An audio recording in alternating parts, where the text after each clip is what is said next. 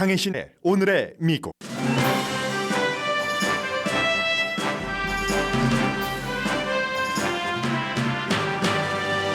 한인이 운영하는 다이아몬드바 너싱홈 해피홈 케어 포 엘더리에서 한인 두 분이 숨진 채 발견됐습니다.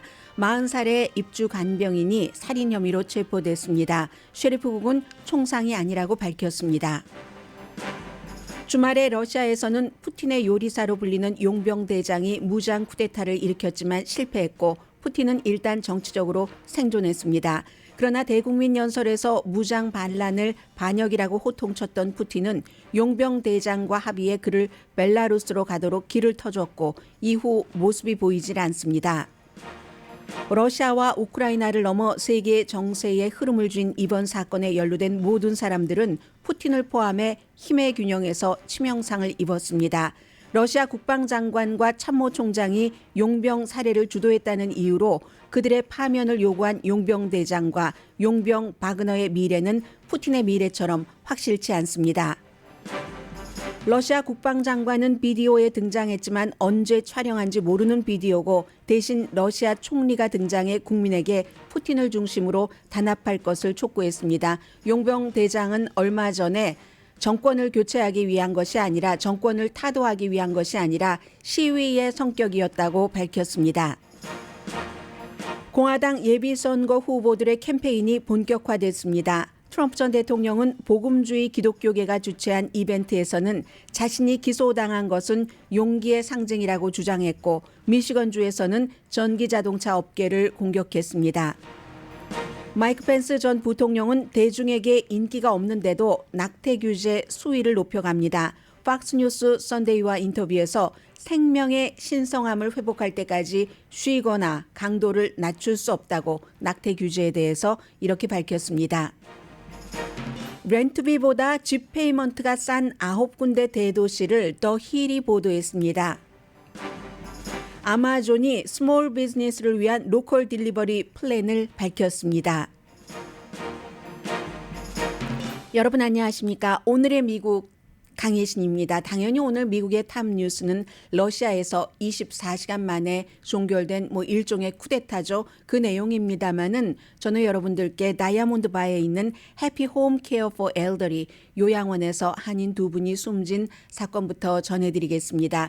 이 요양원은 간판이 붙어 있는 것도 아니고 사람들도 동네 사람들도 이번에 사건이 일어나고 앰뷸런스와 경찰차가 오고 나서야 요양시설이었다는 것을 알았다고 밝혔습니다.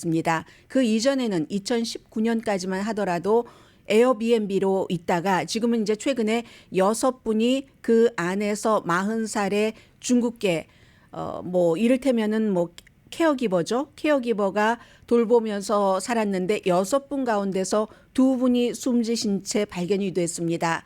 토요일 아침 8시쯤이었고 83살의 박희숙 씨, 75살의 모니카 리 씨입니다.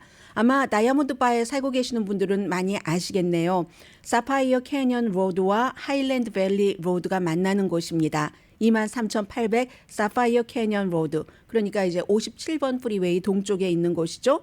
처음에 이 보도가 나왔을 때는 주말 내내 팍스 11에서는 총격이다라고 얘기를 했고 그런가 하면은 우리는 총소리를 듣지 못했다 하는 얘기와 함께 ABC 방송은 총격이 아니다라고 얘기를 했고 그러나 이 두 분이 신체적으로 숨질 만큼의 치명상을 입은 것은 분명합니다. 결국은 이제 그 셰리프가 총격은 아니다 검시를 하고 있고요. 그렇게 밝혔지만 그 정확하게 그러면 어떤 이유로 어떻게 이 40살의 리지안춘이네요. 용의자가 이런 범행을 저질렀는가 하는 것에 대해서는 이제 월요일이니까 기자회견을 하겠지만 400만 달러 보석금을 내고 풀려난 게 아니라요. 보석금은 400만 달러로 책정됐고 트윈타워 교정국에 지금 수감돼 있습니다. 처음으로 법원에 출두하는 날이 오늘이 며칠인가요? 내일이네요. 6월 27일에 법원에 출두하게 돼 있습니다. 그러면 사람들이 간판도 없고 알지 못했다고 하는 해피 홈 케어 포 엘더리 이 요양시설은 주 정부의 허가는 받았습니다. 그리고 이제 웹사이트를 들어가 보니까요. 아주 그 집 같은 환경이다. 이렇게 선전을 하고 있고 잘 훈련받은 스텝이 볼살피고 있다. 여러분께서 사랑하고 계시는 그런 사람들을 뭐 이렇게 그 선전을 하고 있습니다. 그리고 말씀드린 것처럼 6명이 그곳에서 생활을 하고 있었는데 4분은 지금 안전합니다. 아무튼 여기까지가 지금 나온 내용이고요. 더 이상은 현재로서 나온 내용은 없는 것처럼 보입니다. 그리고 지금부터는 왜 미국이 세계가 이 이슈를 집중해야지 되는가. 바그너라는 러시아의 우크라이나 전쟁에 침입된 용병 그리고 용병 대장 에브게니 프리고진 이 사람의 반란 쿠데타 실패했고 자발적으로 실패한 것이고요. 왜 이걸 미국 사람들이 집중을 해야지 되는가? 푸틴의 힘이 빠지는가? 23년 동안이나 총리 아니면 대통령을 번갈아 하면서 러시아의 파워를 쥐고 있었던 푸틴이 사실은 러시아가 예전부터 러시아는 다른 나라로 러시아를 수출하는 것 이외에는 국력을 확장할 방법이 없다. 이렇게 옆에서 계속 충고하는 사람의 말을 듣고 우크라이나로 갔는데 그 푸틴의 힘이 빠진다면 전쟁은 어떻게 되는 것인가. 그리고 그 사이에 이번에 용병대장을 벨라루스로 가도 좋다고 한 그 협상을 한 사람이 벨라루스의 푸틴의 푸들과 같은 대통령인데 그 벨라루스는 어떻게 되고 무엇보다도 러시아가 핵 파워를 갖고 있습니다. 지금 푸틴 대통령이 용병이 우크라이나에서부터 동쪽으로 러시아로 가서 몇 군데의 도시를 거쳐서 어느 곳에서는 유혈 사태도 있었고 어디서는 전혀 유혈 사태는 없었지만 전투기를 격추시키는 등 해서 모스크바까지 갔는데 스타트 지점이 1000km 거기에서 800km까지를 한 11시간 동안에 갔고 그리고 200km를 남겨두고 120마일입니다. 벨라루스 대통령의 중재로 그것도 푸틴의 요청에 의해서 합의를 하고 일단은 푸틴도 살고 용병 대장도 살기는 살았습니다. 내용이 하도 복잡하기 때문에 제가 레이티스트부터 전해드리겠습니다. 그렇게 해서 주말에 전혀 뉴스를 듣지 않으신 분들까지 제 뒤에 이게 이제 완결되도록 그렇게 준비를 했습니다. 이 용병 대장은 에브게니 프리고진은 폭력적인 전과자면서 핫도그 장사를 하다가 세인트피터스버그 푸틴의 고향이죠. 푸틴이 부시장을 할 때 거기서 식당을 하다가 푸틴이 손님들을 접대하는 그때부터 정치적으로 막 떠오르고 기획을 하고 있었던 사람이기 때문에 손님을 접대할 때 이 식당이 필요했던 겁니다. 그렇게 해서 프리고진과 친해지고 나중에 군에 뭔가를 군용품을 음식을요 납품하는 캐터링을 하고 그 뒤에는 이제 미국의 대통령 선거에 개입하기 위해서 2016년도에 인터넷 관련 회사를 만들어서 댓글 부대로 활동을 했고 용병대를 만들어서 지금 이번에 우크라이나에 들어가는 용병대는 5만 명 가운데 4만 명이 감옥에서 리크루트를 했습니다. 이걸 푸틴이 허락을 한 겁니다. 원래 러시아의 헌법에 따르면 용병이 있을 수가 없어요. 푸틴이니까 그것을 요리조리해서 감옥에서 리크루트를 해서 용병을 했는데 그 전에도 시리아나 아프리카나 중동에서 바로 이 프리고진이라는 푸틴의 요리사, 본인은 이 별명 굉장히 싫어합니다.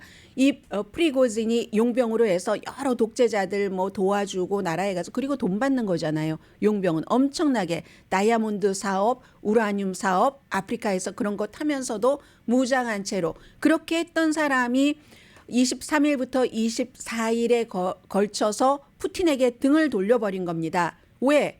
우리 용병들 바흐무트에서 그렇게 잘 싸워서 국방부가 못했던 것을 탈환을 했는데 그런데 이 국방부와 말하자면 국방장관, 참모총장과 용병대장이 어느 정도 이 사람이 핫도그를 팔던 사람에서 용병대장까지 되니까 그리고도 이 용병대장도 보통 사람이 아니라 감옥에서 나온 사람들에게 잘 싸우면 사면해 줄게 하니까 얼마나 열심히 싸웠겠습니까?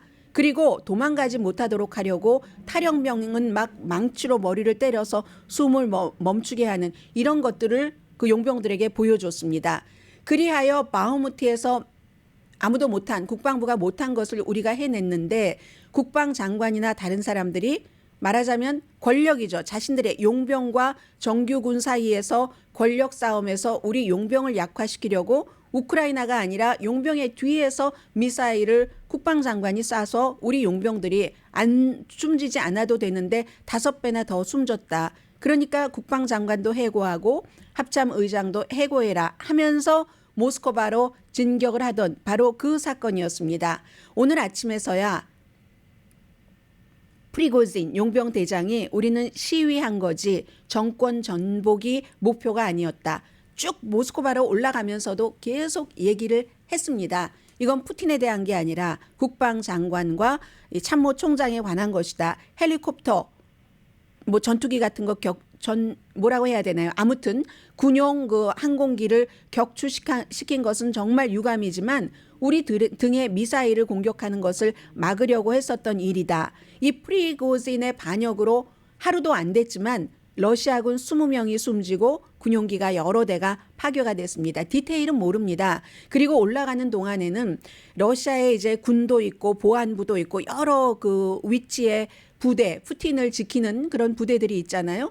도와줬다는 겁니다. 체크포인트에서 문을 열어주고 어느 지역에 가면 거기에 무슨 부사령관과 뭐 환담도 하고 커피도 마시고 용병 대원들도 막 그 동네에 커피숍에 들어가서 커피도 사고 사람들 너무 잘 싸우고 있다고 박수도 쳐주고 프리고진도 마찬가지고 프리고진이 차가 등장을 하면 사람들이 막 셀피를 찍어요. 안에 있는 그 프리고진과 자신을 이렇게 배경으로 해서 그런 이제 그렇기 때문에 이게 너무너무 이제 전복은 아니었다라고 얘기를 하지만 앞으로도 어떻게 할 것인가 지금 어디 있는지 모릅니다. 프리고진이 벨라루스에 들어가 있는지 들어가 있지 않았는지 아니면 또 이 용병들은 나중에 그 블라디미르 푸틴 대통령이 대국민 연설을 하면서 이거 반역이다라고 얘기를 했는데 그럼 반역자잖아요. 그 반역자와 협상을 해서 풀어주고 원래는 무슨 반역 무슨 혐의를 씌워서 기소를 했는데 그 기소도 기각시켜버리고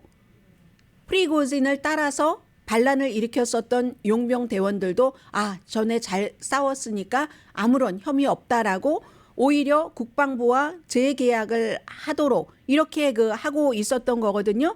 그래서 이 상황에서 러시아의 국방장관의 모습이 국영 텔레비전에 보였습니다만 오디오가 없는 것이었습니다. 언제 찍었는지 알 수 없는. 그리고는 드디어 러시아 총리는 좀 로키로 일을 하고 있는 사람이죠. 이름도 잘 알려지지 않은 그런 총리가 등장을 합니다.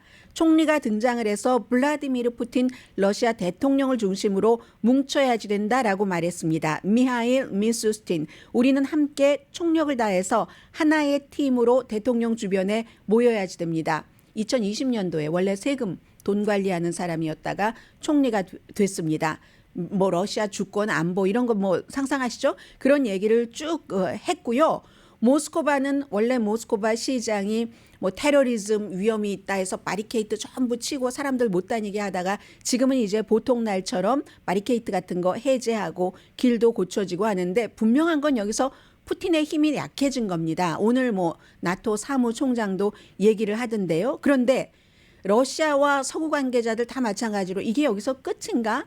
끝인지 아닌지 알 수가 없는 거죠. 또 우크라이나 전쟁까지 연관이 되니까 푸틴의 끝의 시작이다. 이렇게 보고 있는 사람도 있고요. 그러나 누가 알겠습니까?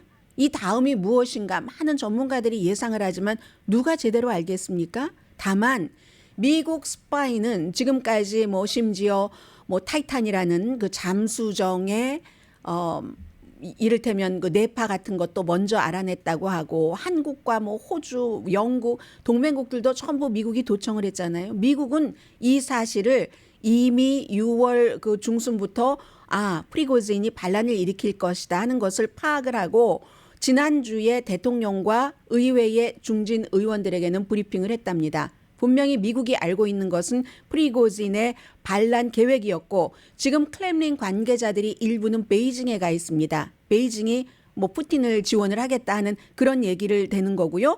결국은 관련자 모두가 데미지를 입었는데 24일과 23일에 있었던 그 초현실적인 비디오와 딱 그 용병들의 행군 이런 것으로 보통 시민들이 막 길에 나와서 이 용병대를 환호했고요.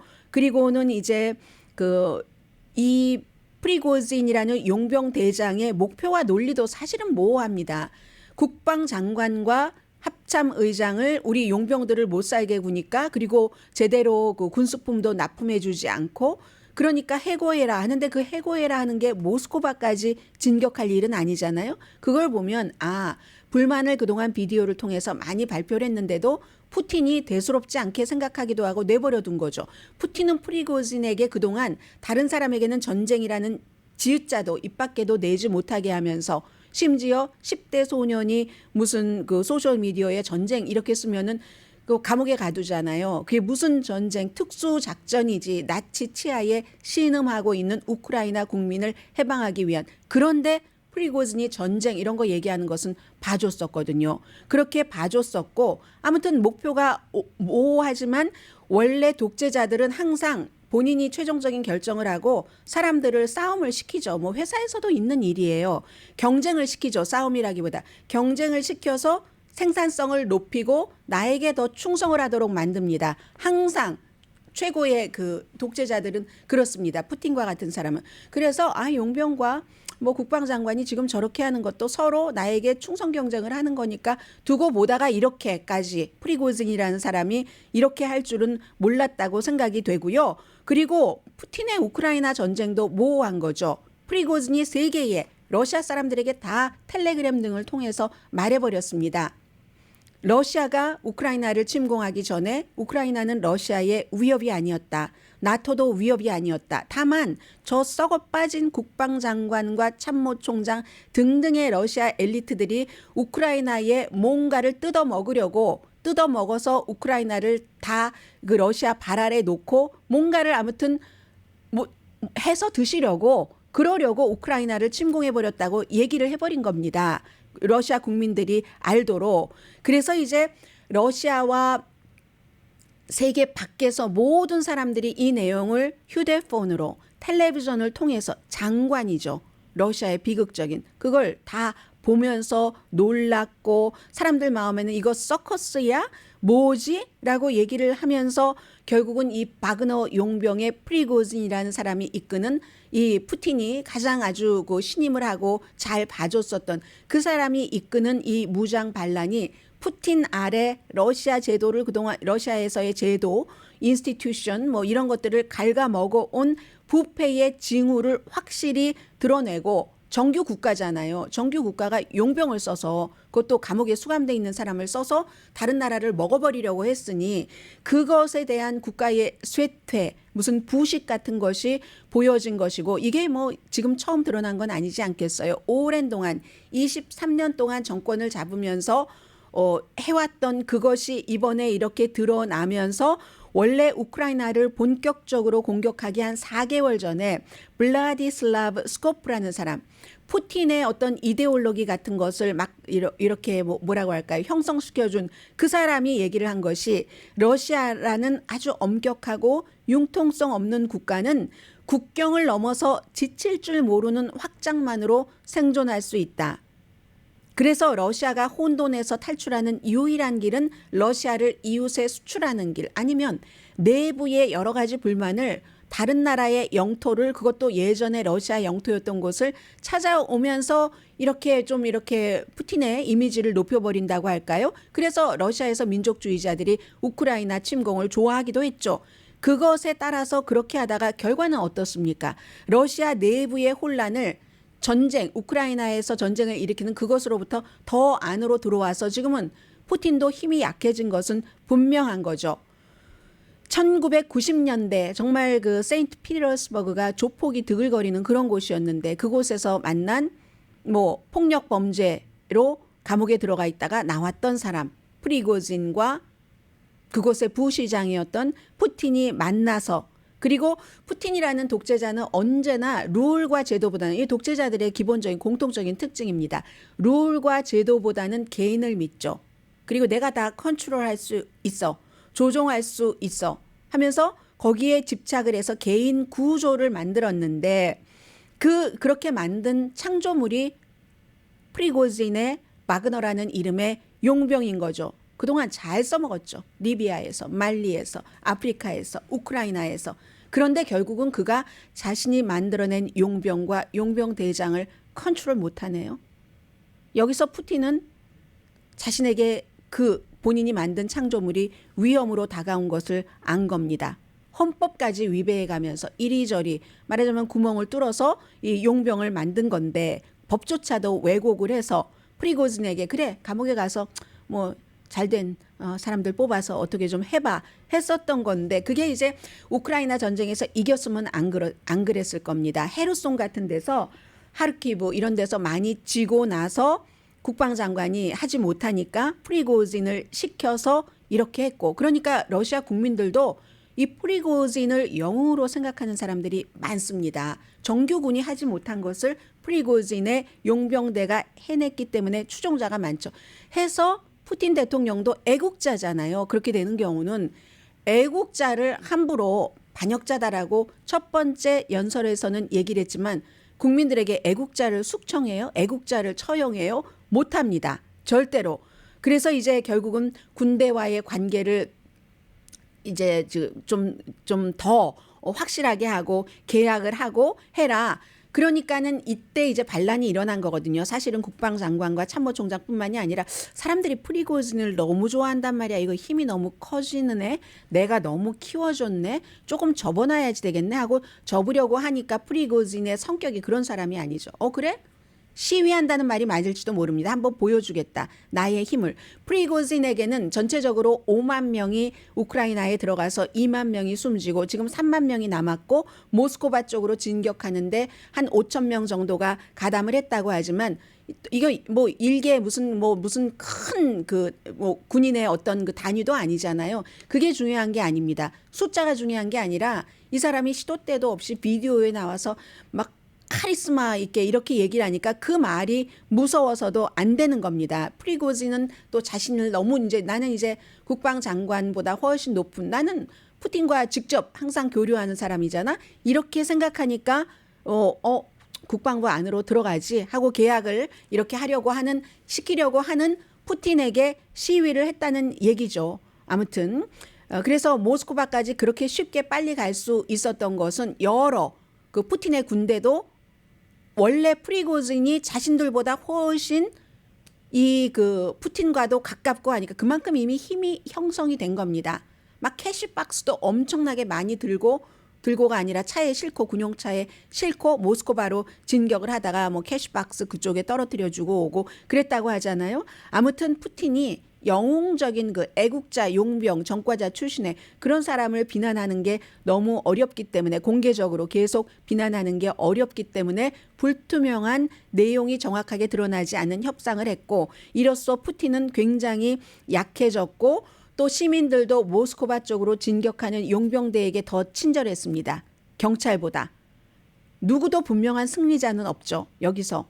푸틴이 파워를 다시 찾으려면 더 무섭게 더욱 독재자스럽게 막 숙청하고 해야지 되는데 그게 가능할지 지금 모르고요. 그렇게 될 때는 또 다른 사람들이 음모를 꾸며서 푸틴이 위험해질지도 알 수 없는 일입니다. 아무튼 프리고진의 쿠데타 자체는 푸틴이 스탑을 했지만 러시아의 부식 같은 것은 막지를 못했고 이런 모든 상황을 보면서 러시아에서 태어났지만 미국으로 할머니, 할아버지, 엄마, 아빠와 함께 로스앤젤레스로 처음으로 그 난민으로 망명을 와서 UC 버클리에서도 공부하고 무슨 뭐 아이빌리그에서도 군사 역사학 같은 거 공부한 워싱턴 포스트의 맥스 부트라는 컬럼니스트는 전쟁터에 개를 풀면 그 개에게 개 푼 사람이 물리고 만다 이렇게 표시를 했습니다. 그러므로 이것을 시진핑도 봐야지 된다.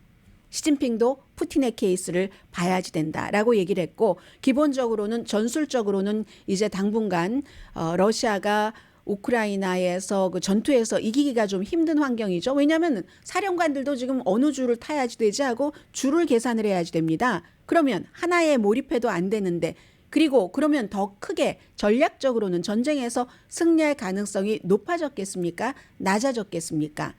그런 일이고 지금 벨라루스의 대통령은 푸틴의 푸들이기도 하지만 바로 이 용병 대장과도 20년 알고 지내는 사람입니다. 이 사람이 무슨 일을 어떻게 할지도 알 수 없고 지금 러시아는 분명 미지의 세계라는 것 이거 하나만 분명합니다.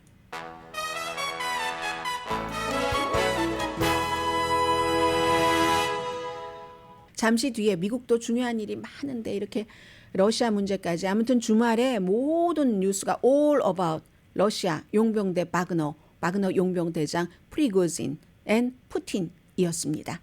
잠시 뒤에 뵙겠습니다. 라디오 서울 방송 오늘의 미국 듣고 계십니다. 네, 이제 본격적으로 미국에서 이 대통령 선거 캠페인이 시작이 됐습니다. 아마 그 바이든 대통령은 그렇게 뭐 활발하게 캠페인을 할 것 같진 않고요. 지금 트럼프 전 대통령은 뭐 하루에 이벤트가 몇 개씩 그 소화되는 것을 볼 수가 있는데요. 기본적으로 토요일, 일요일 아주 그 중요했었던 것만 전해드리자면은 복음주의 기독교계가 주최한 이벤트에서는 내가 기소당한 것은 용기의 상징이다. 그리고 여러분을 위해서 기소당한 거예요. 무슨 말인지는 잘 모르겠지만 그런 얘기를 했고요. 미시건주에서는 전기자동차 업계를 굉장히 공격을 했습니다. 이번 이 행정부와는 반대되는 내용이죠. 먼저 미시건주 자동차 업계부터 말씀을 드릴까요? 아니죠. 뭐 시차별로 하죠. 토요일에 바이든이 법 집행관을 무기화해서 선거에 개입하고 있다. 내가 이제 대선에서 이기지 못하게 하려고 나를 기소하고 이런 일을 한다. 뭐 여러분을 위해서 제가 기소된 거예요. 이 말 뜻 전 잘 모르겠어요. 그런데 이제 이 복음주의 그룹인 그것도 이제 뭐 우파자가 앞에 붙기는 합니다. Faith and Freedom Coalition이 주최를 해서 워싱턴에서 열렸는데 여기는 이제 트럼프 전 대통령만 나간 게 아니라 여러 명의 공화당 후보들이 나갔습니다. 거기서도 이제 이렇게 얘기를 했고 나는 잘못한 게 하나도 없다는 얘기입니다. 그리고 론 디센티스 플로리다 주지사는 내가 대통령이 되면은 이 크리스토퍼 레이 연방 수사국장을 교체하겠습니다. 그 결국은 이제 연방 수사국장이 뭐 트럼프 시대의 트럼프 전 대통령에 대해서 여러 가지를 좀 나쁘게 수사를 했다는 얘기예요. 그런데 이 크리스토퍼 레이는 트럼프 전 대통령이 임명한 사람입니다. 팀 스캇 사우스캐롤라이나주의 연방 상원 의원도 나는 내가 대통령이 되면 메릭 갈란드 법무장관을 해고하겠다. 전부 이건 결국은 전부 트럼프 전 대통령 옆에서 트럼프 전 대통령을 도와주는 들러리들을 하고 있습니다. 딱 박차고 나와서 컷을 못하고 있어요. 트럼프 전 대통령의 유권자들과 법무부가 신뢰와 청렴성을 회복하도록 하겠다. 유일하게 크리스 크리스티 뉴저지 전 주지사가 주지사로서 마지막 임기 때는 여러 가지 뭐 잘못한 일이 많기 때문에 비난을 받았었는데 이번에 공화당의 예비선거가 끝나고 나면은 어떤 역할을 한 사람으로 본인의 정치적인 마지막 이력을 다시 쓰지 않을까 하는 예감마저 듭니다. 이 사람이 한 얘기는 트럼프가 우리를 실망시켰다. 다른 얘기를 하고 있어요. 계속. 이 사람이 후보가 되진 않겠지만 다른 후보들과는 이런 것들이 있고 트럼프 전 대통령이 미시건주의 그 자동차 업계 사람들에게 바이든 행정부 아래 여러분이 얼마나 위험에 처했습니까? 바이든 대통령은 미시건주에는 재앙입니다. 그의 극단적인 환경 정책이 미국 근로자에게 공포고 그 시작을 지금 보고 계십니다. 이렇게 이제 오클랜드 카운티의 공화당이 주최한 그런 미팅에서 얘기를 했습니다. 트럼프 전 대통령 말을 그대로 전해드리자면요. 이상한 규정에 의해 전기자동차는 미국 자동차 업계 일자리의 반을 없앨 것이고 그리고 공급망 같은 것도 아주 심각하고 상상하기 어려울 정도로 미시건주는 힘들 겁니다. 죽어가고 있습니다. 미시건주가 자동차 일자리가 17만 5천 개밖에 안 됩니다. 이제 이렇게 얘기를 했거든요. 그럼 제가 또 이제 팩트 체크를 조금 해야지 되잖아요. 네, 맞습니다. 피크 때보다 자동차 업계의 일자리가 37%밖에 안 됩니다. 그런데 그 피크 때가 언제였냐면요. 1978년도였습니다. 그리고 지금 이제 37%도 뭐 다른 주보다는 훨씬 많죠. 원래 미시건이 자동차 주였으니까. 그리고 바이든 대통령, 바이든 행정부가 전기 자동차에 대해서 압박하는 것 사실입니다. 환경국은 2032년 자동차의 3분의 2는 새 자동차를 얘기하고요. 전기 자동차 2032년이라고 해봐야 9년밖에 안 남았잖아요. 이게 이제 행정부의 목표입니다. 트럼프 전 대통령이 바이든 대통령의 이런 전기자동차 정책이라든가 하는 것을 비난을 하면서 본인이 2020년도에 멕시코, 캐나다와 협정 맺은 거 그거 참 잘한 거다라고 얘기를 하는데 미국에서 미국인에 의해서 자동차를 만들도록 내가 그때 그렇게 협정을 맺었습니다. 이렇게 얘기를 하는데 그런데 민주당은 그런 거 상관하지 않습니다. 그런 협정도 민주당은 끝낼 것입니다. 라고 얘기를 합니다. 지금 전기자동차 얘기를 하고 있지만 그 전기자동차도 여러분이 여기서 만드는 게 아니라 다 중국에서 오는 겁니다라고 얘기하는데 그 팩트 체크 아니잖아요. 지금 미국에서 만드는 거 부품이라든가 아니면 직접 제조에 있어서 미국을 너무 강조한다고 한국, 뭐 영국, 일본 다른 나라들이 다 불만하고 있잖아요. 이제 그런 얘기를 하고 아무튼 미시건주는 스윙 스테이트입니다. 트럼프 전 대통령이 처음에는 쉽게 이겼었죠. 그러다가 바이든 대통령이 다시 2020년도에 가져왔는데 팩트 체크를 하자면 혼다 자동차 있잖아요. 미국 자동차 회사가 아니고 일본 자동차 회사인데 오하이오 컬럼버스에서 많이 지금 제조를 합니다. 그리고 미시건 의회도 미국의 포드 자동차에 지난해에 1억 달러를 지원을 했습니다. 일자리를 만들어내라고 3,000개를. 뭐 그런가 하면은 조지아주에 현대자동차도 있잖아요. 그리고 자동차 업계의 미래는 꼭 행정부에서만 정하는 건 아닙니다. 물론 행정부가 뭐 자동차, 전기 자동차가 미래의 미국의 산업이 되겠어 하고 주도해 나갈 수는 있지만 최종적인 결정은 자동차 업계에서 하잖아요. 포드 자동차 같은 데서 거의 지금 전기 자동차로 바꾸면서 제일 먼저 해외 공장 닫은 게 한국이었잖아요. 한국이 엄청나게 비난을 했었는데 왜냐하면 한국에서는 그 당시에 포드가 전기 자동차를 한 대도 생산하지 않았습니다. 이건 세계적인 추세이기 때문에 어쩔 수가 없어요. 앞으로는 좋던 싫던 게솔린 자동차가 아니라 전기 자동차로 가기 때문에 이미 비싸지 않은 콘도인데도 콘도미니엄에 전부 몇십 개의 파킹랏에 전기 자동차 충전기를 다 설치해 준 그런 그 콘도미니엄도 있다니까는요. 아주 비싼 화려한 콘도미니엄도 아닌데도 이건 미래의 그런 것이고 미시건 자동차 업계는 갑자기 일자리를 잃는 게 아니라 수십 년 동안 1978년 이후에 일자리를 잃어왔습니다. 그러다가 오히려 최근에는 늘어납니다.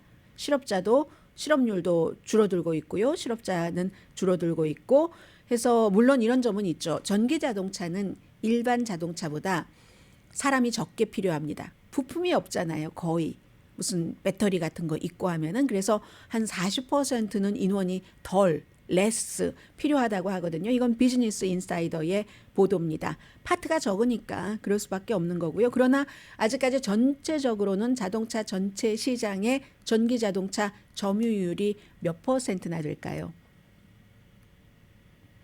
지역에 따른 차이는 있을 수 있겠지만 1% 뿐이랍니다. 그러나 빠른 속도로 전기 자동차로 바뀌어가고 있다는 거 전해드리고요. 잠시 뒤에 이 내용은 마이크 펜스 전 부통령까지 전해드리려고 했는데 잠시 뒤에 뵙겠습니다.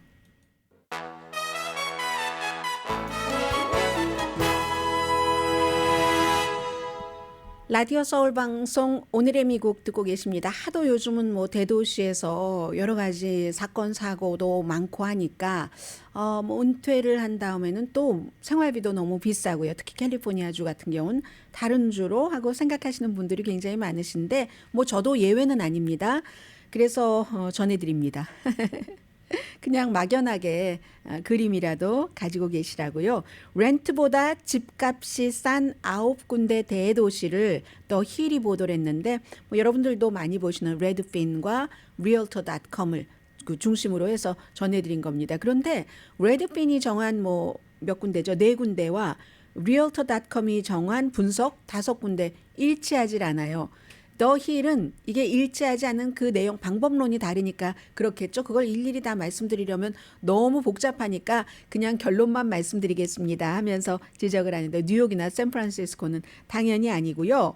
50개 대도시 가운데서 정한 건데 앞에 조금 얘기가 있으니까 그 얘기부터 전해드리겠습니다. 지금 30년 고정 모기지 이자율이 6.7% 지난 10년 동안 5% 아래였다가 그러니까 이제 일부 집값이 조금 내려가기도 했어요. 여전히 비싸지만 2020년도에 미국의 중간 주택값은 32만 2,600달러였다가 2년 뒤는 47만 9,500달러 그리고 올해는 많이 내려갔어요. 43만 6,800달러. 이건 물론 중간 집값을 하는 겁니다.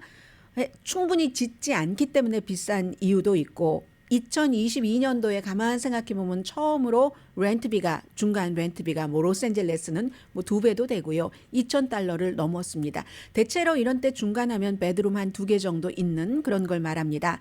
지금은 $1,995. 올해 말에는 조금 더 내려갈 것으로 예상을 하고요. 이자율도 내년에 모기지 30년 고정 이자율이 한 5%대가 되지 않을까 이렇게 예상들을 하고 있는데 지금부터 도시를 말씀드립니다.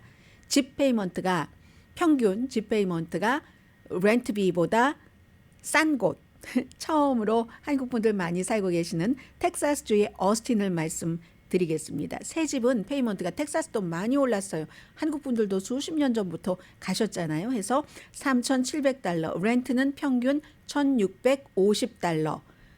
그 밖에 이제 테네시주의 멤피스 몇백 달러는 세이브하네요. $1,258 대 투베드룸 $847 집이. 필라델피아 펜실베니아주요. 7% 차이가 나네요. 해서 $2,000 대 $1,869. 이게 7% 되나요? 그럴 것 같네요. 역시 펜실베니아의 피츠버그 $350 절약한대네요.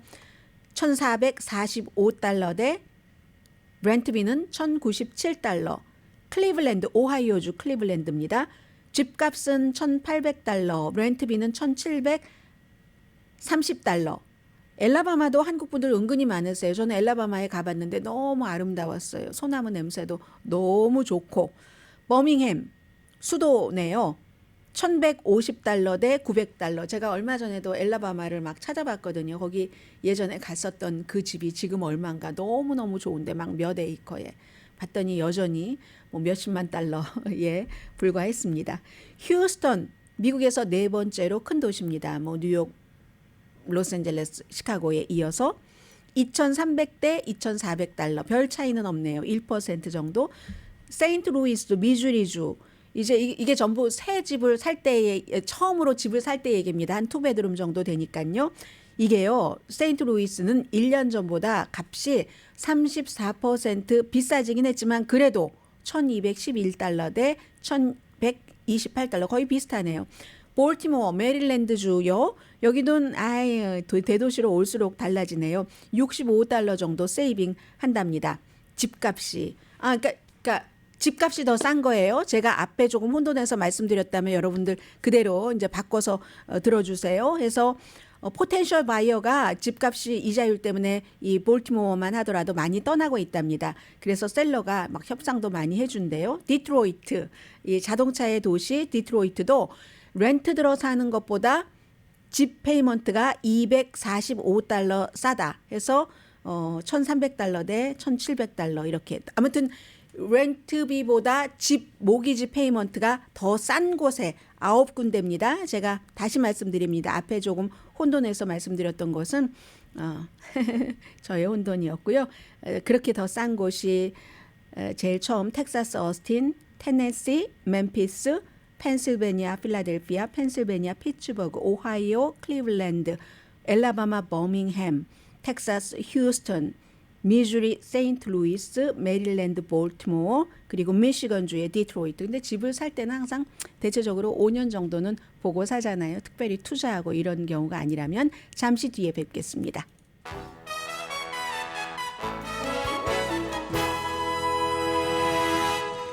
라디오 서울 방송 오늘의 미국 듣고 계십니다. 대중에게 인기가 없어도 때로는 정치인이 밀어붙일 때가 있습니다. 단기간에 나에게 이익이 있으니까. 아마 이런 뜻에서가 아닐까 싶은데 마이크 펜스 전 부통령도 트럼프 전 대통령과 마찬가지로 주말에 열심히 텔레비전에서 아니면 실제 있던 이런 뭐 그라운드에서 선거 캠페인을 했는데 펜스 부통령은 낙태를 규제해야 된다는 수위를 높여갑니다. 생명의 신성함을 회복할 때까지 이건 쉬어서는 안 된다. 느긋해서도 안 된다. 강도를 낮출 수 없다. 이렇게 얘기를 했는데 낙태를 완전히 없애는 뭐 물론 그 표준은 있겠지만 그런 것을 미국 법의 중심으로 가져가겠습니다. 이게 이제 마이크 펜스 전 부통령의 얘기입니다. 백악관을 다시 컨트롤하려는 공화당의 필수적이고 이기는 이슈입니다. 본인이 예비선거에서는 이기는 이슈에 보탬이 될 겁니다. 그러나 본선에서는 이기는 이슈 같지는 않거든요. 왜냐하면 뭐 주말에 나온 여론조사 결과를 보더라도 공화당을 포함을 해서도 61%가 낙태를 그렇게 연방 대법원에서 뭐 거의 못하도록 그런 판결을 내린 것에 반대한다고 했으니까는요. 그럼에도 불구하고 펜스 전 부통령의 낙태 반대는 아주 철저합니다. 난 절대로 사과하지 않는다. 프로라이프다. 프로 이제 생명을 보호하는 본인은 이제 그렇다. 프로라이프 맞죠? 프로 초이스가 아니라. 그래서 연방 대법원의 낙태 제한 판결이 정말로 역사적인 승리입니다. 이렇게 얘기를 했고요. 1973년도에 낙태를 합법화했잖아요. 그 낙태 권리법을 역사의 잿더미 속에 던져버린 훌륭한 승리다. 그런데 그것으로 충분하지 않다. 최소한의 그 표준이 있어야지 되고 전국적으로 낙태를 금지하는 이런 것들을 본인이 대통령이 되면은 하겠다는 게 얘기였고요. 그리고 이 아마존 말씀을 좀 드리겠습니다. 이 아마존은 스몰 비즈니스와 뭘 하겠다는 건데 이게 일반인들과는 크게 상관이 없을 수도 있겠으나 상관이 없지 않죠. 스몰 비즈니스니까. 그리고 여러분들께서 스몰 비즈니스를 하시는 분들이 무척 많으시잖아요. 오늘 이 계획을 발표를 했는데 올해 말에 시행할 예정이랍니다. 아마존 허브 딜리버리라고 해서 아무튼 아마존이 뭐 테크 업계고 물건을 파는 장터를 만들어줬고 해서 지금은 완전히 물류의 허브가 됐잖아요. 딜리버리의 허브가 됐잖아요. 오늘 아침 이제 악시오스가 처음 보도를 했는데 스몰 비즈니스와 그것을 이제 배달을 해주고 하는 것을 맡아서 하겠다는 겁니다. 50개 주 전체적으로 하진 않고요. 23개 주에서 50개 주 가운데 올해 말에 하겠다는 건데 예를 들어서 알라바마, 알래스카, 알칸소, 아이오와, 인디아나, 오하이오, 사우스다코타, 플로리다 시골도 많이 있네요. 시골은 뭐 그야말로 더 필요할 수도 있고요. 미네소타, 노스캐롤라이나, 노스다코타 그리고 마지막으로 좀 도시 쪽에 일리노이, 매사추세츠, 뉴저지, 뉴욕, 워싱턴 DC 캘리포니아 안 빠지죠. 이렇게 해서 특히 인구 밀도가 높은 지역 로스앤젤레스, 시애틀, 서부에서는 동부에서는 보스턴, 뉴욕, 꽃가게, 커피숍, 옷가게 전부 다 해서 어떠한 뭐 일주일에 한 30개 정도를 평균에 할러데이 빼고 해서 이 패키지를 안전한 곳으로 딜리버리를 해놓고 뭐 사람들이 찾아갈 수도 있고 하는 그 방법 자체야 이제 또 다시 얘기를 하겠죠. 이게 인도에서 먼저 시작을 했답니다. 그 다음에 이제 스페인, 뭐 일본까지 갔다가 미국에서 이렇게 스몰 비즈니스의 물건들을 딜리버리를 이 아마존이 해준다 하는 프로그램을 오늘 드디어 이제 발표를 했고요. 뭔가를 그 포기한다는 것은 참 좋은 일인 것 같기도 해요. 제가 텔레비전이 아침에 두 개가 앞에 하나는 로컬 하나는 전국적인 텔레비전인데 다 안 보이는데 켜보려고 노력을 했습니다. 노력을 했는데도 안 됐거든요. 그런데 더 이상은 집착하지 않았습니다. 거기에 집착하다 보면 제가 방송하다가 말을 또 하고 또 하기도 할 것 같고 여러 가지가 그 안정이 되지 않기 때문에 안 될 것 같아서 딱 포기를 했거든요. 포기하고 지금 시간 남아서 말씀을 드리는 거예요. 포기하고 난 뒤에는 전혀 신경 쓰지 않았습니다. 그 사이에 무슨 대단한 일이 터졌을지도 모르지만 터졌으면 여러분께서 알려주셨겠죠. 포기할 것은 포기하는 한 주일 되자. 강혜신이었습니다.